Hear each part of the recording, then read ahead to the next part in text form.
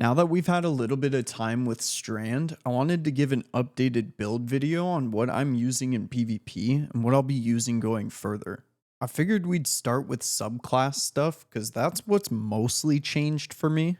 I'm still using the grapple as I find it incredibly fun in PvP. Thread of Ascent gives me that instant reload when I use my grapple, as well as a bonus to handling, which is actually crazy fast. Thread of Generation, when I do damage, I get my nade energy back. Thread of Warding gives me Woven Mail when I pick up an orb.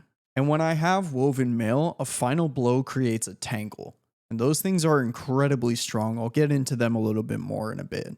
Now, I made some adjustments to armor stats.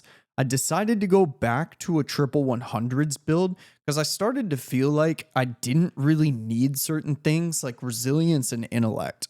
Personally, I think the Hunter Super is awful. I don't really care about getting it. I know that I may need it in trials, which I do have the ability to take a little bit of mobility off and throw it into intellect if I need it, but a majority of the time, it doesn't really work to rely on that super to clutch around anyway, because I just get babied out of it, or I'm chasing people down and can't catch up to them, kind of like Arc Strider. Depends on the map and if I'm able to grapple around quickly. Now, an incredibly important part of this build is Untangler and Threaded Blast. Threaded Blast states that destroying a tangle with a strand weapon creates a larger and more damaging explosion, and Untangler says that destroying a tangle with a strand weapon suspends target's damage by the explosion. So basically, every time I pick up an orb, I get Woven Mail. When I get a kill with Woven Mail, it creates a tangle. And when I shoot the tangle, it causes a massive explosion, kind of like Warmind cells, and also suspends any additional targets that are nearby that explosion. Now, I'm a little bit worried about tangles in the future. Once this season is over and these artifact mods don't exist, I think they're going to be a lot less useful. I honestly might only use them for the purpose of saving a grapple, maybe doing a little bit of damage by throwing it, but this entire build heavily relies on these two artifact mods. I'm a little worried that it's not going to be as fun after that. I'm hoping that Bungie is using these artifact mods as a way to test things out for what the tangles could be, and hopefully they add some of this functionality to the base subclass eventually.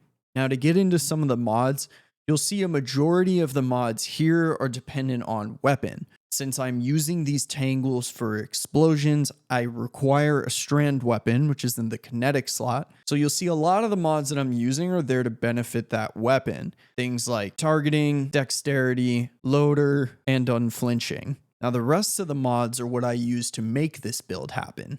But I'll talk a little bit about Reaper, which to me is the most important part of this whole thing. When you dodge, your next kill creates an orb of power, and you have quite a bit of time between that dodge and when you actually secure the kill. So you can essentially dodge, get a kill, pick up the orb, get Woven Mail, go and get a kill, which creates a tangle, shoot that tangle, it explodes, suspending targets around it, and then it makes for easy cleanup kills afterwards. That was a big motivating factor in me going back to 100 mobility so that I can get that dodge cooldown on the lowest possible. I also found in a lot of testing that resilience at low tier 2 didn't really seem to make that much of a difference for me. The threshold above tier 2 that tends to matter is tier 7, and that's quite a bit of difference between here. I would have to sacrifice too much to feel comfortable doing that. I will always run tier 10 recovery when I'm able to. You get a much faster full health regen, and it just allows you to duck into cover, get your health back, get back into the fight as quick as possible. And I will always run tier 10 discipline if I'm using the grapple. The bottom two I don't really care that much about. Now, the weapon combination that I've had the most fun with this build with is Round Robin, Matador, and Wendigo Adept. There is a lot of potential for damage output with this combo, especially when paired in combination with Reaper and Untangler mods. I absolutely love this thing.